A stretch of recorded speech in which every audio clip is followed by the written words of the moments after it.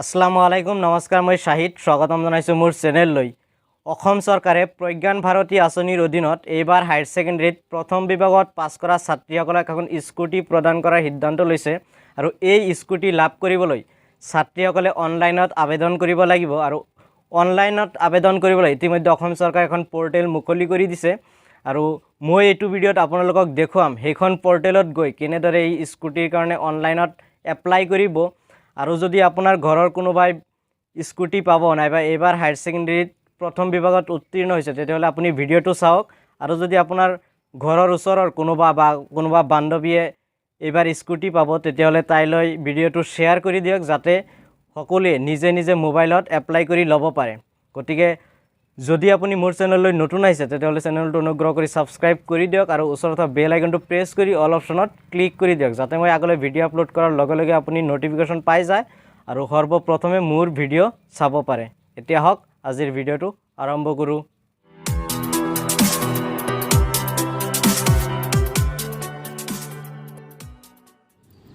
প্ৰথমতে আপুনি আপোনাৰ মোবাইল ফোনৰ ক্ৰম ব্ৰাউজাৰটো নাইবা লেপটপৰ ক্ৰম ব্ৰাউজাৰটো অপেন কৰি ল'ব আৰু অপেন কৰাৰ পিছত চাৰ্চ অৰ টাইপ ৱেব এড্ৰেছ তাতে গৈ আপুনি চাৰ্চ কৰিব SEBAONLINE সেৱা অনলাইন এইখিনি লিখি আপুনি চাৰ্চ কৰি দিব আৰু চাৰ্চ কৰি দিয়াৰ লগে লগে এনেকুৱা এটা ইণ্টাৰফেচ পাব তাতে কেপিটেল লেটাৰত লিখা আছে SEBA তাতে ক্লিক কৰিব আৰু তাতে ক্লিক কৰাৰ লগে লগে সেৱাৰ ৱেবছাইটটো অপেন হৈ যাব আৰু মই যদি আপোনাক জুম কৰি দেখাওঁ একেবাৰে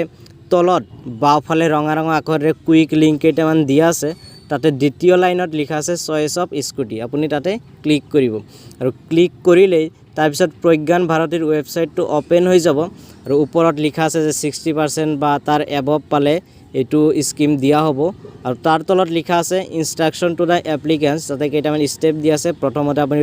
ৰোল নাম্বাৰ আৰু registration number the log in কৰিব লাগিব তাৰপিছত কোনটো ভেৰিয়েণ্ট আপুনি ল'ব পেট্ৰল নে বেটাৰী বা ইলেক্ট্ৰিক সেইটো চিলেক্ট কৰিব লাগিব তাৰপিছত কণ্টেক্ট নাম্বাৰৰ ডিটেইলছ দিব লাগিব তাৰপিছত ডাউনলোড আৰু প্ৰিণ্ট আউট কৰিব লাগিব। তো মই একেবাৰে তলপিনে গৈ আপুনি পাব লগ ইন আৰু লগ ইনত গৈ আপুনি প্ৰথমতে ৰোল নাম্বাৰ টাইপ কৰিব। মই ৰোল নাম্বাৰটো টাইপ কৰি লৈছোঁ তাৰ তলত লিখিব নাম্বাৰ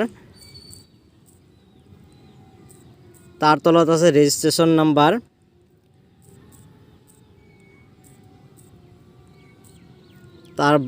তাৰ সোঁফালে আছে চিলেক্ট তাতে গৈ ৰেজিষ্ট্ৰেশ্যনৰ ইয়াৰটো চিলেক্ট কৰিব। মই ইয়াৰটো চিলেক্ট কৰিলোঁ তাৰপিছতে কেপচা কোড আপোনাৰ ছবিত যিখিনি কেপচা কোড দিয়া আছে সেইখিনি চাই লিখিব। মোৰ ইয়াত আছে 21222 তাৰপিছত লগ ইনত ক্লিক কৰিব। লগ ইনত ক্লিক কৰাৰ লগে লগেই আপোনাৰ একেবাৰে গোটেই ডিটেইলছ আহি যাব district school name of the student তাৰপিছত ষ্ট্ৰীম আহি যাব নেম অফ ফাদাৰ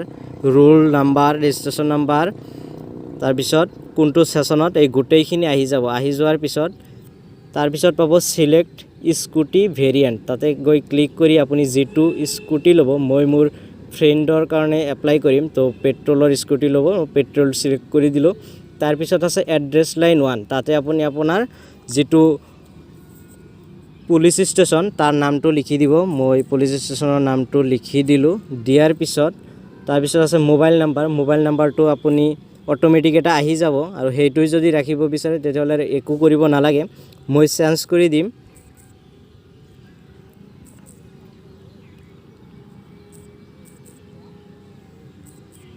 তাৰপিছত আছে এড্ৰেছ লাইন 2 তাতে আপুনি কোনো নিয়াৰেষ্ট কোনো মন্দিৰ মছজিদ নাইবা তেনেকুৱা ঠাই থাকিলে নাম দিব পাৰে নিদিলেও কথা নাই। তাৰপিছত আহিব ভিলেজ টাউন চিটি আপোনাৰ ভিলেজ বা টাউনৰ নামটো লিখি দিব। মই মোৰ ফ্ৰেণ্ডৰ ভিলেজৰ নামটো দি দিছোঁ। তাৰপিছত পাব ইমেইল আইডি যদি ইমেইল আইডি থাকে তেতিয়াহ'লে ইমেইল আইডি দিব পাৰে।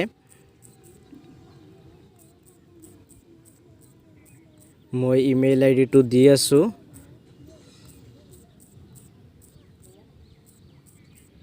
তাৰপিছত আপুনি পাব পোষ্ট অফিচটো লিখি দিব। মই পোষ্ট অফিচ লিখি দিছোঁ। পোষ্ট অফিচ লিখাৰ পিছত তলত আছে পিন নাম্বাৰটো দি দিব। মই মোৰ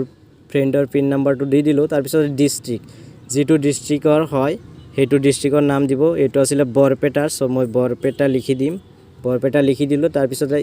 ষ্টেটটো অবভিয়াছলি আসাম হ'ব মই আসাম লিখি ক্লিক কৰিলোঁ তাৰপিছত আৰু এবাৰ আপুনি গোটেইখিনি ভেৰিফাই কৰাৰ কাৰণে চাব পাৰে কৰবাত যদি ভুল ৰৈ গৈ আছে তো মোৰ গোটেইখিনি ঠিকে আছে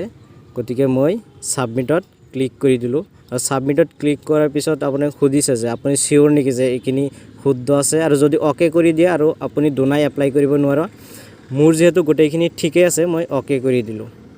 ওকে কৰি দিয়াৰ লগে লগে আপোনাৰ সাবমিটটো হৈ যাব ইয়াতে চাওক গোটেইখিনি একনলেজমেন্ট আহি গ'ল এটোত গৈ আপুনি জাস্ট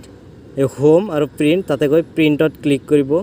প্ৰিন্টত ক্লিক কৰাৰ পিছত এনেকুৱা এটা ইন্টাৰফেস দেখা পাব আৰু এটো সেভ এজ পিডিএফ কৰি আপুনি পিডিএফটো সেভ কৰি দিব সেভ কৰি দিয়াৰ পিছত আপোনাৰ ফাইলত গৈ সেভ হ'ব তাতে আপুনি কিবা কিবি লিখিব ইয়াতে ড্যাশবোৰ্ড অটোমেটিক্যালি লিখা আছে মই এটো স্কুটি বুলি লিখি ৰাখিছো এতিয়াৰ কাৰণে লিখি সেভ কৰি দিব আৰু সেভ কৰি দিয়াৰ লগে লগে আপোনাৰ ফোনত গৈ এটো পিডিএফ ফাইল সেভ হৈ যাব আৰু এইখিনি আছিল অনলাইন কৰাৰ প্ৰসেস আৰু সেভ হোৱা ফাইলটো আপুনি আপোনাৰ নিজৰ তাতেই ৰাখি দিব ভিডিওটো আপোনাৰ বন্ধু-বান্ধৱীৰ লগত শেয়াৰ কৰক যাতে অসমৰ কোনো ছাত্ৰীয়ে এই অনলাইন আবেদন প্ৰক্ৰিয়াৰ পৰা বাদ নপৰে আৰু ভিডিওটো কেনে লাগিল মোক কমেন্ট কৰি জনাওক যদি ভাল লাগিছে ভিডিওটো লাইক কৰক আৰু আপুনি যদি মোৰ চেনেললৈ নতুন আহিছে নাইবা মোৰ চেনেল এতিয়ালৈকে সাবস্ক্ৰাইব কৰা নাই তেতিয়াহ'লে অনুগ্ৰহ কৰি চেনেলটো সাবস্ক্ৰাইব কৰি দিয়ক আৰু ওচৰত থকা বেল আইকনটো প্ৰেছ কৰি অল অপচনত ক্লিক কৰি দিয়ক যাতে মই আগলৈ আপলোড কৰা সকলো ধৰণৰ ভিডিও নোটিফিকেশন আপুনি পাই যায় আজিলৈ ইমানেই ধন্যবাদ